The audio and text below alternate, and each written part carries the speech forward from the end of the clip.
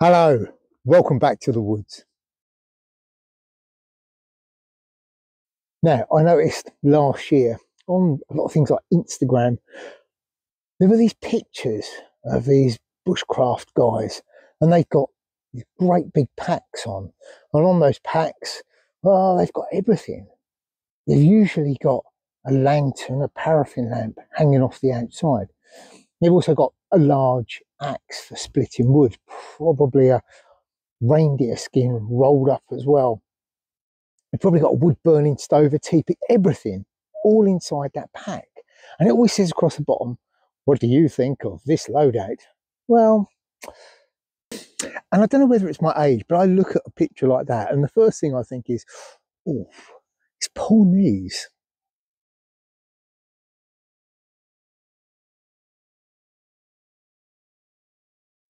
Because as you get that bit older, and some would say wiser, not all, I certainly, over the years, have carried all that stuff. The great big pack, the 100-litre Bergen with everything piled on top of it. So I was carrying huge amounts of stuff.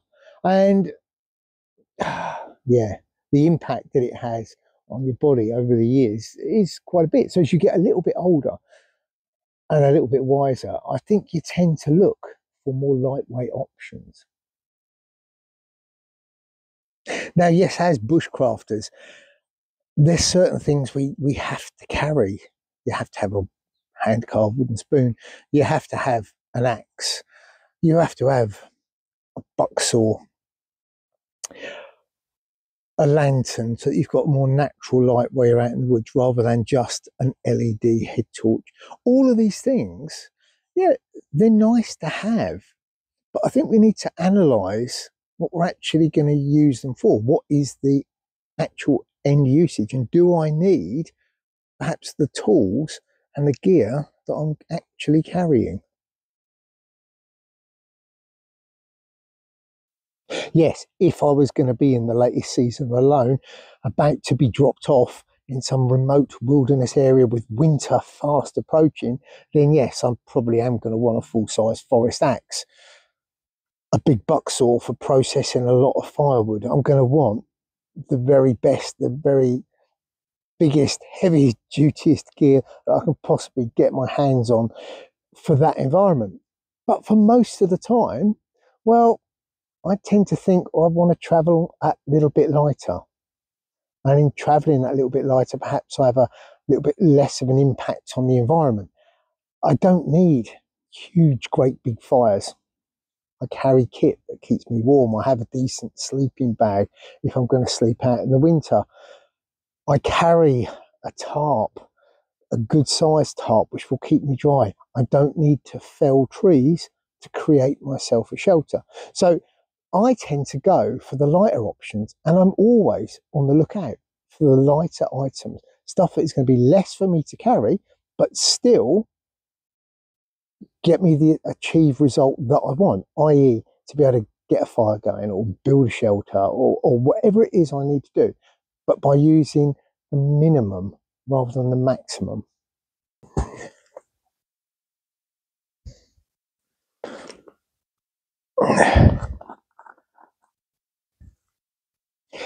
Now, if you're a regular follower of the channel, you will know that, yeah, I do tend to carry lighter weight stuff. I rarely even use a full tang knife. I tend to go for a puko because it's a bit lighter.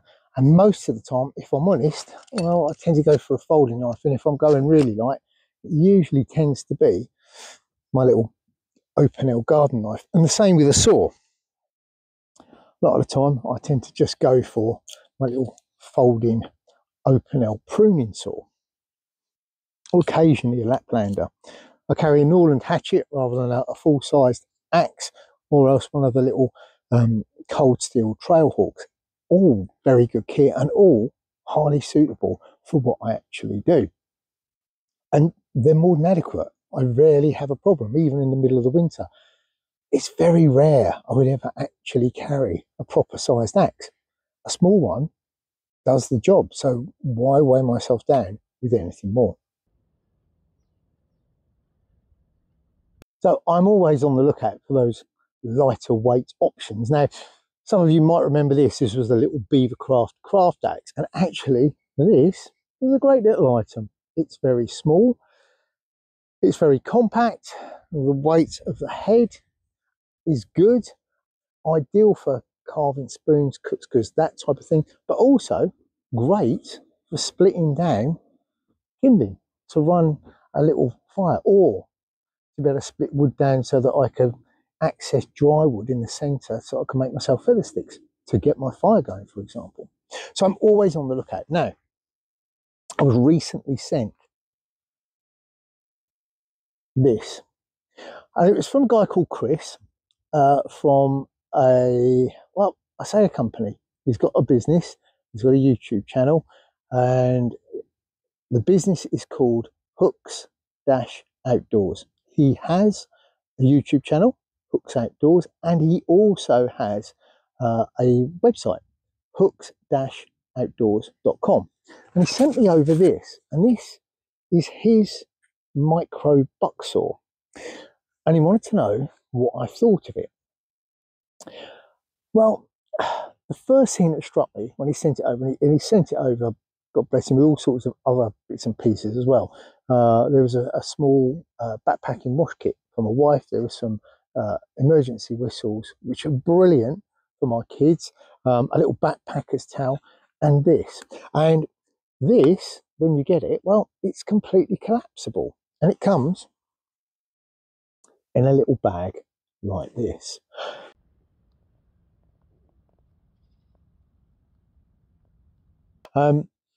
It's made from softwoods. It comes with a 12-inch blade on it, with a little PVC blade protector, a good braided nylon cord at the top there, and it's, once assembled, which is pretty easy. And what you get is a pretty good, pretty rigid little frame saw. In use, well, in use, I was quite surprised. I'd seen somebody else review one of these, and he appeared to struggle a bit with it. I didn't at all. And I found that I was taking everything from small stuff, this sort of diameter, right up to stuff that was sort of the thickness of my fist. And that's more than enough for what I use when I'm out most of the time, even in the middle of winter. If I need really, really big wood, well, I tend to burn through that. I'm not going to saw it down. The stuff to get the fire going, yeah, one of these. Or if I'm out harvesting stuff, I don't want anything too big because I've got to drag it back to camp. So this really does make a lot of sense. Now, also, as Kris pointed out, one like this, because these just very simple round holes with a dowel in between, this piece here, if you do break it, well, it could be easily repaired in the field. In fact, very, very easily repaired. Yeah, a lot of people will say, well, it's not much bigger than a pruning saw. Well, I've got a little open L pruning saw, as you've just seen. It's my third one because I've got a nasty habit of breaking. The Laplanders, well, they're brilliant and they don't break, but they don't cut as efficiently as one of these. The Silkies, they will cut as efficiently as one of these, but again, with those, I've broken those out in the field. So something like this is great, really, really great. And I think, yeah, for the size, and bearing in mind this, with my axe, fits in my haversack, because that's the length of the poles that fit on the sides. So it's a really good, compact, and very, very lightweight option because it's made from softwood. Yeah, it's nice and lightweight too.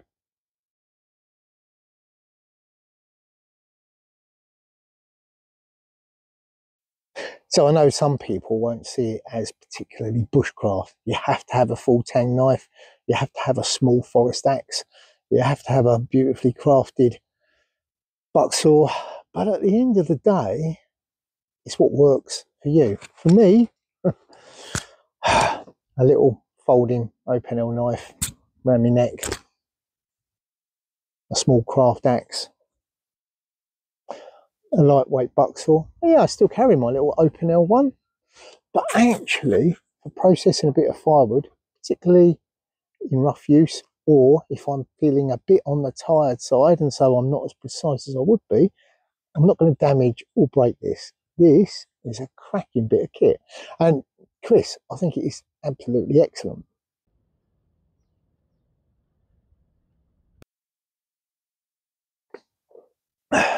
Now, a couple of suggestions. Number one, I actually think that I think Kris could actually supply it with a longer dowel and a longer saw blade as well. So you have the option of both. Something else which I'll suggest as well. When you get it, the little blade comes with a little piece of this. It's a split piece of PVC pipe, which helps to protect you from those big saw teeth. A better option, I think, is the good old piece of Velcro. It's a lot easier to use when you've got cold, numb hands. It's really difficult trying to fit that onto that saw blade. This piece of cake, and it makes it a whole lot safer. There's less chance of it coming off. So yeah, Kris, that might be an option that you can include.